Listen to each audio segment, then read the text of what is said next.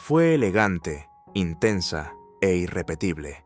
Rocío Dúrcal, la voz española que conquistó México y que el propio Juan Gabriel llamó alguna vez mi mitad artística. Durante años fueron inseparables, dos almas unidas por la música y el éxito, creando juntos algunos de los discos más emblemáticos de la historia latina. Pero detrás de los aplausos de los escenarios llenos y de los premios dorados, había algo que el público nunca supo, un silencio que se volvió distancia, una herida que ninguno quiso explicar. En sus últimos días, Rocío rompió ese silencio y habló de él, del hombre que marcó su destino y del cariño que se transformó en ausencia.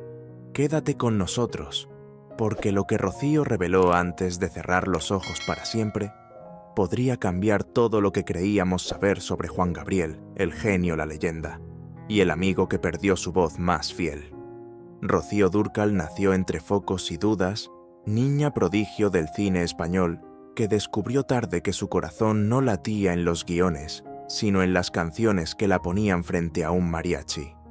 Tenía disciplina de reloj, elegancia, de dama antigua, y una melancolía que sin decirlo pedía letras grandes.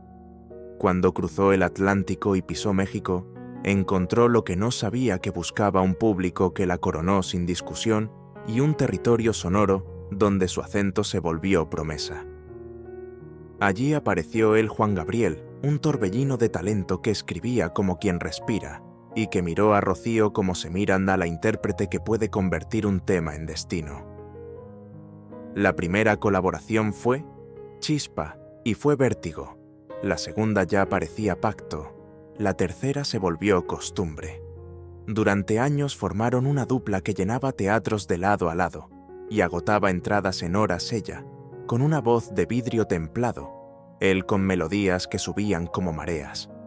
El vínculo creció entre giras, estudios y hoteles, donde la madrugada traía arreglos y confesiones. Eran opuestos que se necesitaban el orden de Rocío frente al caos luminoso de Juan Gabriel, la prudencia frente a la intuición desatada, la rosa y el rayo. Con cada estreno, la audiencia entendía que aquello no era un simple trabajo, compartido era un lenguaje propio. Pero donde nace el hechizo, también nace la grieta. El éxito descomunal arrastra compromisos, contratos, egos que nadie admite y terceros que opinan al oído. Rocío pedía tiempo para respirar familia. Él pedía más escenario, más estudio, más canciones. De pronto, lo que antes era sincronía, se volvió un reloj que marcaba horas distintas. Hubo entrevistas en las que el silencio pesó más que cualquier respuesta y presentaciones donde una mirada evitada dijo más que un discurso. Nada explotó a la vista del público, no hubo escándalo con portazos, apenas una distancia que fue creciendo centímetro a centímetro, como si ambos entendieran que hablar podía romper algo sagrado. Aún así, cada vez que una de sus canciones sonaba en radio, el país entero recordaba que ese lazo no era de papel. La prensa comenzó a preguntar por qué ya no compartían escenario tan seguido. Los rumores caminaron solos entre cifras récord y fechas pospuestas. ¿Fue cansancio, orgullo, celos profesionales o una herida íntima que prefirieron callar? ¿Era el comienzo de una alianza más madura o la primera sombra de una despedida que ninguno se atrevió a escribir? Era imposible entrar a un estudio con Juan Gabriel y no sentir que el aire cambiaba. Tenía la energía de un vendaval dulce, componía en minutos lo que a otros les tomaba meses y dirigía músicos y arreglistas con la seguridad de un capitán en tormenta. Despertaba devoción y miedo, a la vez un perfeccionista que pedía una toma más, cuando todos creían que la canción ya había nacido. Su carisma llenaba escenarios sin promesa previa, su nombre bastaba para agotar funciones, y su palabra definía rumbos de discos que luego se convertían en himnos. Detrás del brillo había un hombre que dormía poco, que escribía a deshoras, que protegía con celo su universo íntimo, un creador que convirtió el dolor en melodía y la vulnerabilidad en espectáculo. Su magnetismo tenía grietas. El ego convivía con una soledad que nunca admitió. Del todo la generosidad artística chocaba a veces con un control férreo sobre lo que consideraba suyo la música. Cuando Rocío apareció como una voz a la altura de su ambición, el genio se volvió compañero y guía, pero también guardián exigente de cada respiración en el micrófono. La admiración que le profesaba ocultaba un temor mudo a perder el milagro que lograban juntos. Por eso vigilaba tiempos, repertorios, arreglos, incluso silencios, como si el destino dependiera de no aflojar jamás. Y sin embargo, frente a ella, el huracán se hacía humano. Reía más, confiaba más, aceptaba repetir una toma solo para escuchar cómo su timbre convertía una frase en caricia. La sombra no era maldad, era la suma de brillo y heridas que lo habían hecho indomable. Con Rocío aprendió que la grandeza no siempre está en apretar los puños, a veces está en abrirlos y dejar que la canción respire. Brilló tanto que por momentos olvidó que la luz también quema.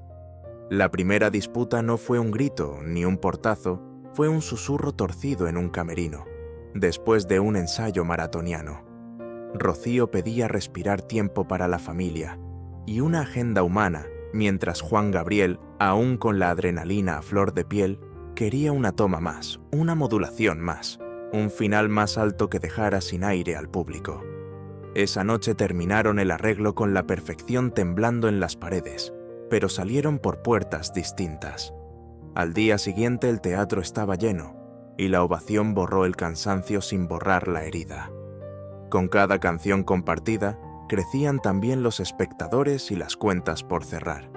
Las disqueras empujaban con contratos densos, las giras sumaban fechas imposibles, y la prensa inventaba trípticos de héroe-musa y villano según convenía al titular. Él defendía que la obra debía mantenerse bajo su brújula. Ella defendía que la interpretación también es autoría de la emoción y que la voz tiene derecho a elegir cuándo callar. Entre bambalinas hubo miradas esquivas, programaciones que cambiaron a última hora y un dueto televisado donde la sonrisa se mantuvo perfecta mientras las manos no se buscaron. Los celos profesionales son silencios con filo. Cuando una composición suya empezó a sonar con otra voz, él la celebró en público y apretó los dientes en privado. Cuando una balada de ella reventó la radio sin su firma, ella sonrió ante las cámaras y sintió que la leyenda ya podía caminar sola. Los amigos comunes intentaron mediar con llamadas a deshora y cenas de tregua que terminaban en teorías sobre regalías y control creativo. Un día, él no apareció en una prueba de sonido y el equipo dijo que fue un problema de agenda. Otro día, ella pidió bajar 2 tonos, una catedral para cuidar el timbre, y la respuesta fue que el público amaba la cumbre. La escena icónica llegó en un ensayo general. Él pidió rehacer la entrada por 3ª vez. Ella respiró hondo, cerró los ojos y cantó como si fuera la última oportunidad para decir: «Te quiero y te perdono». El coro aplaudió, el director musical levantó el pulgar y aún así nadie se abrazó. La consecuencia fue inmediata: menos llamadas, menos planes conjuntos, más versiones distintas de una misma historia. ¿Fue orgullo legítimo o miedo a perderse el uno dentro del otro? ¿Fue protección del arte o el primer capítulo de una despedida sin ruido? El recuerdo que más dolía no era un grito, era una canción que volvía sola a medianoche. Rocío lo dijo en voz baja, a quienes podían entender sin convertirlo en chisme, que entre ellos hubo un cariño más profundo, del que el público imaginó un lazo que empezó siendo arte y terminó siendo herida. No habló de traiciones con nombres, habló de tiempos que no regresan, de promesas que se aplazaron hasta volverse distancia, de abrazos que quedaron a medio camino entre camerinos y aeropuertos. Confesó que había guardado silencio para proteger su casa y su leyenda, que el amor por la música a veces exige callar donde el orgullo pide hablar. Hubo una frase que dejó temblando a quien la escuchó. Yo nunca le quité nada a nadie, pero a veces la vida te pide elegir y eliges la calma, aunque te duela. En su memoria se apilaban noches de estudio con risas de niño genio y correcciones de maestro severo, conciertos que estallaban en aplausos interminables, y luego hoteles donde la soledad encendía preguntas que ningún periodista supo hacer. Admitió que extrañó su risa cuando ya era tarde, que hubiera querido una última charla sin micrófonos para agradecer sin miedos, para pedir perdón sin testigos. Del otro lado quedaba la versión del genio que escribía como quien reza y que a veces confundía control con cuidado.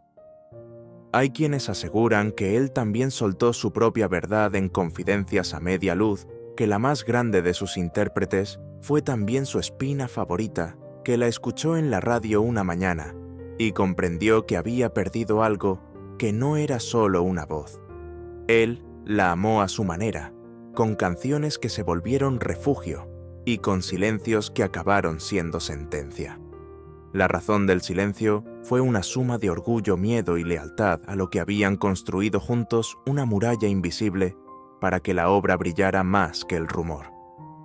A veces callar fue su forma de protegerse el uno al otro. ¿Era ese silencio un acto de amor o la coartada perfecta para no enfrentar lo que sentían de verdad? Las secuelas no llegaron con estruendo, llegaron con calendarios que ya no coincidían, con llamadas que se posponían, con cartas que nunca salieron del borrador. Rocío eligió cuidar la casa y el pulso íntimo de su voz, mientras él eligió seguir corriendo detrás de la canción que lo llamaba desde cada ciudad. La fama convirtió sus agendas en rieles paralelos, y lo que antes era un pacto secreto se volvió una coreografía imposible. Ella pidió bajar la velocidad para no quebrar el cristal que llevaba en el pecho. Él pidió una toma más, una gira, más un disco más, y el reloj marcó 2 horas distintas para un mismo corazón. Hubo decisiones que parecían pequeñas y que lo cambiaron todo. Un dueto cancelado a última hora, un concierto donde la silla a su izquierda quedó vacía, una entrega de premios en la que aplaudieron desde extremos opuestos de la sala. La prensa leyó frialdad donde había pudor. Los amigos comunes intentaron tender puentes con cenas prudentes y promesas de estudio que nunca cuajaron. Él firmó compromisos que lo llevaron por rutas interminables. Ella aprendió a decir que no, para proteger la garganta y la calma. Entre ambos creció una melancolía que no admitía testigos. Cuando la salud de Rocío se volvió una sombra persistente, comprendió que su batalla no era contra los escenarios, sino contra el tiempo. En entrevistas habló con dulzura y firmeza de su oficio, como si se despidiera sin decir adiós, mientras él desde otro aeropuerto dedicaba canciones que la nombraban sin nombrarla, encendiendo al público con una emoción que picaba como sal. Ella guardó cartas que nunca envió, él guardó melodías que nunca se atrevió a entregarle en mano. En noches dispersas se llamaron y dejaron que la respiración del otro dijera lo que la lengua no podía prometer. La distancia hizo su trabajo con eficacia quirúrgica, pero no logró borrar la marca. Quedó una habitación de hotel con 2 tazas y una sola huella de lápiz labial, quedó un vestido colgado al borde del piano, quedó una pista de voz sin armonía, que aún espera el abrazo de un coro. Y al cerrar los ojos para imaginar la despedida que no tuvieron, se oye la misma pregunta flotando sobre la música. ¿Se alejaron para salvar lo que cantaron juntos? ¿O fue el orgullo el que eligió la última nota en su nombre? El tiempo hizo lo que el orgullo no pudo. Pasaron los años, los contratos y las estaciones, y aquel silencio que había dolido tanto empezó a transformarse en gratitud. Rocío, ya retirada parcialmente de los escenarios, hablaba de él con un brillo distinto en los ojos. Era único, nadie componía como él decía, con una sonrisa que escondía una nostalgia vieja. En entrevistas de madrugada, cuando los focos bajaban la intensidad, recordaba las primeras noches de ensayo con Juan Gabriel, el olor a cigarrillos, las risas, la magia de crear sin pensar en el mañana. Me hizo cantar cosas que ni yo sabía que podía sentir, confesaba dejando escapar una ternura que ni el tiempo ni la enfermedad pudieron borrar. Por su parte, él también volvió a nombrarla. En sus conciertos en Madrid en 2005, dedicó una estrofa improvisada que estremeció a todos, para mi Rocío que le dio voz a mi alma. No lo dijo con tristeza, sino con una especie de reconciliación interna, como quien se perdona sin necesidad de pedir perdón. En cada gira, en cada nota, en cada historia contada entre canción y canción, aparecía ella la amiga, la musa, la cómplice. Sus músicos sabían que cuando pronunciaba su nombre, el ambiente se volvía distinto, más cálido, más humano. Años después, cuando la noticia de la enfermedad de Rocío recorrió el mundo, Juan Gabriel envió flores sin dedicatoria, solo un sobre con una frase escrita a mano. No hace falta decir lo que el alma ya sabe. Ella las guardó junto a una foto de ambos, tomada en 1982, el año de Canta a Juan Gabriel Volumen 6, cuando todo era esperanza y las canciones parecían eternas. Aun cuando los medios intentaban reabrir la vieja herida, ninguno habló mal del otro. Él calló con respeto, ella respondió con dulzura. No hubo reconciliación pública porque ya no era necesaria. Lo habían hecho en la intimidad del recuerdo. Cuando Rocío se fue, Juan Gabriel guardó silencio una semana entera. Luego, en un concierto en Monterrey, detuvo la orquesta y dijo: «Hoy canto por alguien que me enseñó a amar sin condiciones», y comenzó a entonar Amor Eterno. Muchos no lo sabían, pero en ese momento lloraba por ella. Era su manera de volver a encontrarse con la mujer que había convertido sus letras en vida, su espejo, su amiga, su otra mitad. Ellos no fueron amantes, fueron destinos cruzados. Dos artistas que se encontraron en el punto exacto donde la música se confunde con el alma. No necesitaban reencuentros porque nunca se separaron del todo. Rocío seguía viviendo en sus canciones y Juan Gabriel seguía respirando en su voz cada vez que el público ponía un disco suyo. El cariño sobrevivió al tiempo, a la distancia y a los rumores. Lo suyo no fue una historia de amor, sino una historia del alma, una promesa eterna de que las verdaderas complicidades nunca mueren. El 25 de marzo de 2006, Madrid amaneció con una noticia que congeló el aire. Rocío Dúrcal había partido. En su casa de Torrelodones, rodeada de su familia, la mujer que había dado voz a tantas emociones, cerró los ojos en silencio como quien apaga una canción sin final. Los noticieros hablaron de su lucha contra el cáncer, de su fortaleza y de su despedida tranquila. Pero para miles de personas en México y España, su muerte fue algo más, el fin de una época, el eco de una voz que había unido dos mundos. Esa noche los mariachis tocaron en su honor frente a su casa, y desde la distancia, Juan Gabriel también lloró. No habló ante cámaras, no dio declaraciones, solo envió un arreglo de rosas blancas con una nota: «Gracias por ser mi voz cuando yo aún no sabía quién era».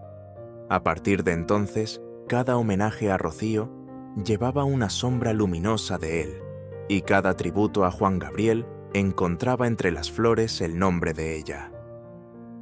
10 años después, en 2016, cuando el Divo de Juárez falleció en Santa Mónica, muchos sintieron que esa historia inconclusa encontraba por fin su cierre.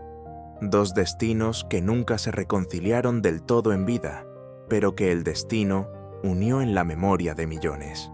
En las plazas de México se escuchaban sus duetos. Los discos de Canta a Juan Gabriel volvieron a las listas de ventas, y las nuevas generaciones descubrieron lo que sus mayores ya sabían, que cuando Rocío cantaba sus letras, el tiempo se detenía. Hoy, casi 2 décadas después, sus voces siguen dialogando entre notas y recuerdos. En cada boda, en cada serenata, en cada amanecer donde suena amor eterno, hay un pedazo de ambos. Ella puso la elegancia, él puso el alma, y juntos crearon algo que ni la muerte logró destruir. Los críticos los llamaron el dúo imposible, pero el público los convirtió en leyenda. Cuando el viento sopla sobre Zacatecas y alguien pone un disco antiguo, parece que Rocío aún canta con la misma dulzura que estremecía al divo. Y cuando suena su música en los pueblos de España, es como si Juan Gabriel regresara para acompañarla una vez más. Dos voces, dos corazones, un solo legado que sigue vivo en cada rincón, donde el amor y la música todavía importan. ¿Crees que el destino los unió para amarse o para recordarse eternamente?